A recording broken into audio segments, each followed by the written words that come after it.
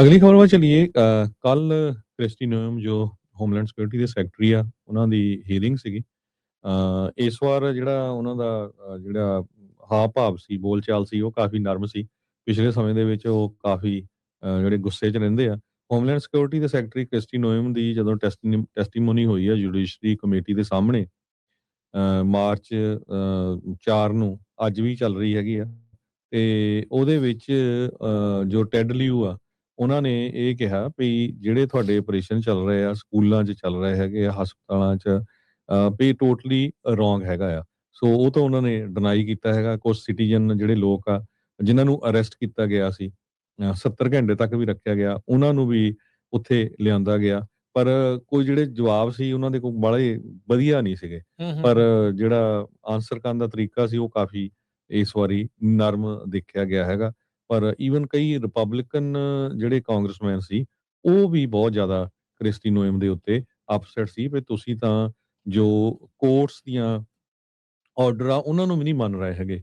ਕਿੰਨੇ ਜ਼ਿਆਦਾ ਜਿਹੜੇ ਕੋਰਟਸ ਦੇ ਆਰਡਰ ਆ, ਜਿਨ੍ਹਾਂ ਦੇ ਮੁਤਾਬਕ ਕਿਸੇ ਨੂੰ ਛੱਡਣ ਦੀ ਗੱਲ ਕਹੀ ਗਈ ਸੀ, ਕਿਤੇ ਕਿਹਾ ਗਿਆ ਸੀ ਵੀ ਤੁਸੀਂ ਇੱਥੇ ਬਿਨਾਂ ਜਿਹੜੇ ਵਾਰੰਟਸ ਤੋਂ ਤੁਸੀਂ ਅਰੈਸਟ ਨਹੀਂ ਕਰ ਸਕਦੇ।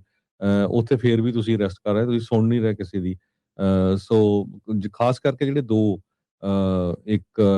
2 ਜਾਣਿਆਂ ਦੀ ਮੌਤ ਹੋਈ ਸੀ ਸਿਟੀਜ਼ਨਸ ਦੀ, ਉੱਥੇ ਮਿਨੀਐਪੋਲਿਸ ਦੇ ਵਿੱਚ, ਉਹਨਾਂ ਨੂੰ ਲੈ ਕੇ ਬਹੁਤ ਸਾਰੇ ਕਾਂਗਰਸਮੈਨ ਔਖੇ ਸੀ ਵੀ ਤੁਸੀਂ ਰਾਈਟ ਵੇ ਕਿੱਦਾਂ ਕਹਿ ਦਿੱਤਾ ਵੀ ਇਹ ਐਕਟ ਆਫ ਟੈਰਰਿਜ਼ਮ ਹੈਗਾ, ਤੁਹਾਨੂੰ ਕਿਹਨੇ ਦੱਸਿਆ ਵੀ ਇਹ ਟੈਰਰਿਸਟ ਸੀਗੇ। ਉੱਥੇ ਵੀ ਫਿਰ ਜਿਹੜਾ ਆਂਸਰ ਆ ਉਹਨਾਂ ਨੇ ਗੋਲ-ਮੋਲ ਹੀ ਦੱਸਿਆ ਹੈਗਾ। ਸੋ ਉਹਨੂੰ ਲੈ ਕੇ ਰਿਪਬਲਿਕਨਸ ਵੀ ਬਹੁਤ ਔਖੇ ਆ। ਇੱਕ ਤਾਂ ਇਹ ਆ ਵੀ ਉਹ ਦੋਨੋਂ ਹੀ ਅਮਰੀਕਨ ਸਿਟੀਜ਼ਨ ਸੀ ਤੇ ਦੋਨੋਂ ਹੀ ਗੋਰੇ ਮੂਲ ਦੇ ਸੀਗੇ। ਸੋ ਜੇ ਕੋਈ ਹੋਰ ਕਿਸੇ ਆਪਣੇ ਵਰਗੀ ਸ਼ਕਲ ਦਾ ਹੁੰਦਾ ਤਾਂ ਫਿਰ ਸ਼ਾਇਦ ਉਹ ਟੈਰਰਿਸਟ ਵੀ ਡਿਕਲੇਅਰ ਕਰ ਦਿੰਦੇ ਉਹਨਾਂ ਨੂੰ। ਪਰ ਉਹ ਕੁਐਸਚਨ ਨੂੰ ਲੈ ਕੇ ਕ੍ਰਿਸਟੀ ਨੋਇਮ ਦੇ ਕੋਲ ਕਿਸੇ ਤਰ੍ਹਾਂ ਦਾ ਜਿਹੜਾ ਆਂਸਰ ਨਹੀਂ ਸੀਗਾ। ਨਹੀਂ ਬਿਲਕੁਲ ਇਹ ਤਾਂ ਹੈਗਾ ਆ। ਕਾਫ਼ੀ ਖਾਸਾ ਜਿਹੜਾ ਹਰਜੋਤ ਸਿੰਘ ਜੀ ਤੂੰ ਮੈਂ ਵੀ ਜਿਹੜੀ ਕਾਫ਼ੀ ਉਸਨੂੰ ਖਰੀਆਂ-ਖਰੀਆਂ ਜਿਹੜੀਆਂ ਉਹ ਸੁਣਾਈਆਂ ਗਈਆਂ। ਇੱਕ ਤਾਂ ਇਹਦਾ ਆਪਣਾ ਜਿਹੜਾ ਇਹਨਾਂ ਦਾ ਹੁਣ ਪਤਾ ਲੱਗ ਰਿਹਾ ਆ ਵੀ ਜਿਹੜਾ ਰੋਮਾਂਟਿਕ ਪਾਰਟਨਰ ਲਬਨਾਨਸਕੀ, ਉਹਦੇ ਨਾਲ ਉਹ ਕੰਬਲ ਨਹੀਂ ਲੈ ਕੇ ਗਿਆ, ਪਾਇਲਟ ਨੂੰ ਫਾਇਰ ਕਰਤਾ ਤੇ ਫਿਰ ਪਾਇਲਟ ਜਹਾਜ਼ ਨੂੰ ਚਲਾਉਣ ਵਾਲਾ ਕੋਈ ਨਹੀਂ, ਦੁਬਾਰਾ ਰੀਇਨਸਟੇਟ ਕਰਕੇ ਫਿਰ ਉਹੀ ਪਾਇਲਟ ਨੂੰ ਬਿਠਾ ਕੇ ਜਿਹੜਾ ਉਹਦੇ ਜਹਾਜ਼ ਦੇ ਉੱਤੇ ਚੜ੍ਹ ਕੇ ਆਏ। ਇਹ ਦੋਨੋਂ ਜਾਣੇ ਜਿਨ੍ਹਾਂ ਦਾ ਅਫੇਅਰ ਸਾਹਮਣੇ ਆ ਰਿਹਾ, ਦੋਨੋਂ ਹੀ ਕਿਸੇ ਹੋਰ ਲੋਕਾਂ ਨਾਲ ਵਿਆਹੇ ਹੋਏ ਆ। ਸੋ ਕਾਫ਼ੀ ਖਾਸਾ ਜਿਹੜਾ ਖਲਾਰਾ ਆ ਕ੍ਰਿਸਟੀ ਨੋਇਮ ਦਾ ਪਿਆ ਆ। ਆਈਸ ਬਾਰਬੀ ਵੀ ਇਸ ਨੂੰ ਅਕਸਰ ਮੀਮਸ ਦੇ ਤੌਰ ਦੇ ਉੱਤੇ ਜਿਹੜਾ ਉਹ ਆਖ ਦਿੱਤਾ ਜੀ। ਜਾਂਦਾ ਹੈਗਾ ਆ।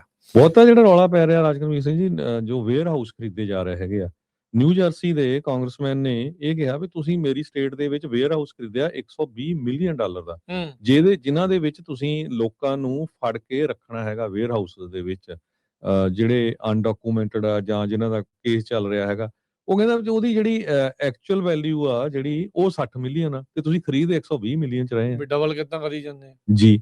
ਸੋ ਉਹ ਉਹਨਾਂ ਨੂੰ ਲੈ ਕਰਪਸ਼ਨ ਕੇ ਵੀ ਪੂਰੀ ਜਿਹੜਾ ਚੱਲ ਰਹੀ ਹੈ, ਕਾਫੀ ਪੂਰੀ ਜੀ। ਕਰਪਸ਼ਨ ਇਸ ਟਾਈਮ ਚੱਲ ਰਹੀ ਆ ਪੂਰੀ।